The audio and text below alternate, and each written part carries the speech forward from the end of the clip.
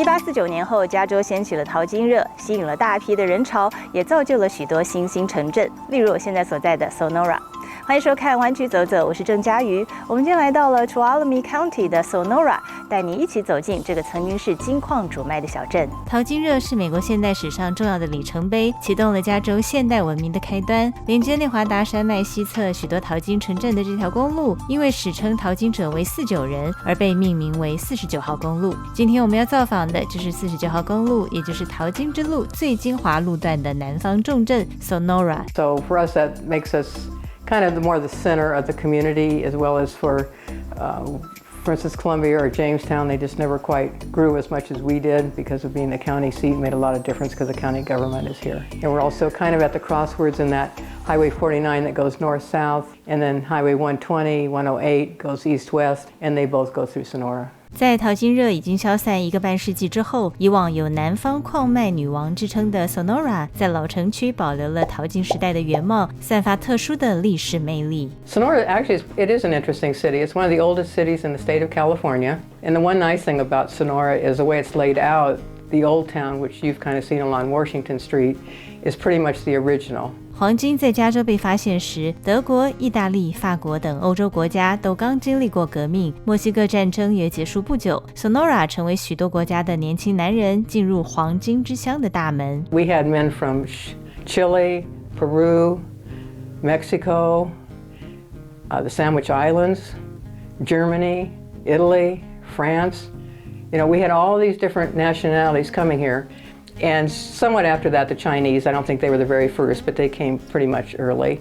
So you had, I could picture all these different languages being spoken on Washington Street. Sonora 市有座由监狱改建的博物馆，记录了黄金之乡自始便如海纳百川般的发展轨迹。置之犹物格，道在人心。华人从1850年开始便来到 Sonora， 曾经形成过最多有400人左右的华埠。随着淘金热消退后陆续离开，博物馆中有个房间专门展示当年华人的生活文物，包括淘金年代的最后一位华人的身影。 It's a really small block area, and they say at one time there was about 400 Chinese living in there. A fellow named Happy Hen Chow was kind of the last Chinese person here of the kind of original families, I'll say. Not that he was not born here. I think he was born in China, but he died, I think, in the 1950s or 60s. Like I say, he was the last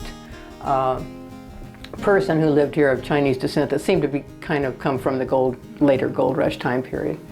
And he again was well thought of, and I think that's his coat and hat. 淘金大队中也不乏非裔的身影。另一个房间里展示的是镇上居住历史最悠久的非裔家庭的淘金生活缩影。 And then this is our display on the Sugg family that I mentioned, the African-American family. This is another family that fortunately never got rid of anything and lived in the same house from 1850-something to the 1960s. 另外，德国移民、犹太移民、法国移民以及巾帼不让须眉的女性先驱者，都在此留下了历史交汇的印记。 So she's the woman pioneer. Right, right. And if people do a lot of research on the trails coming over, they'll often mention her because she's kind of the woman martyr who trudged along the whole way and made it. Tough woman. You're right.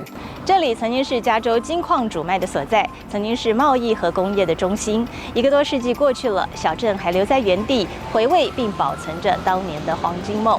谢谢收看《湾区走走》，更多内容请上 KTSF.com。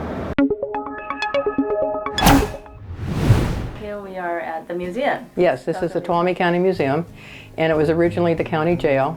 It was built in the late 1850s. And at one time, this cell itself is pretty much like an original one.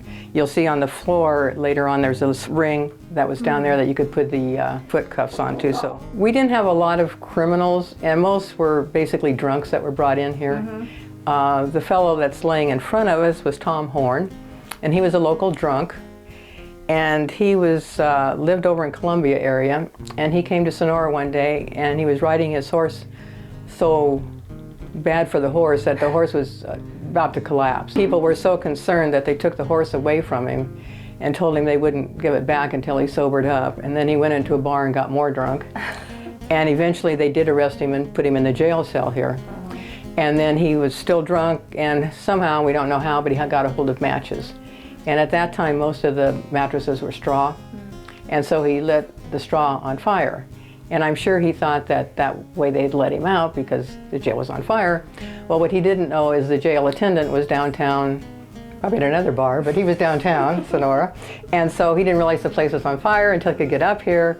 And when he got up here, he realized that the doors couldn't be opened because of the heat. Right. And Tom Horn, who was the only one in the jail at the time, was killed. This jail actually operated until the 1960s, the early 1960s. And again, it was more drunks and stuff. It was a holding cell, though somebody did something really bad, but they eventually would go to a state prison at San Quentin. In this room displays weapons, but these guns were all donated by the former county historian Carlo Di Ferrari. He had collected stuff for years and years and years. And so he apparently liked guns, and he would talk to people and he would negotiate and get guns and stuff. And like I say, we have people that are gun enthusiasts that periodically come, and they'll just be wowed by it.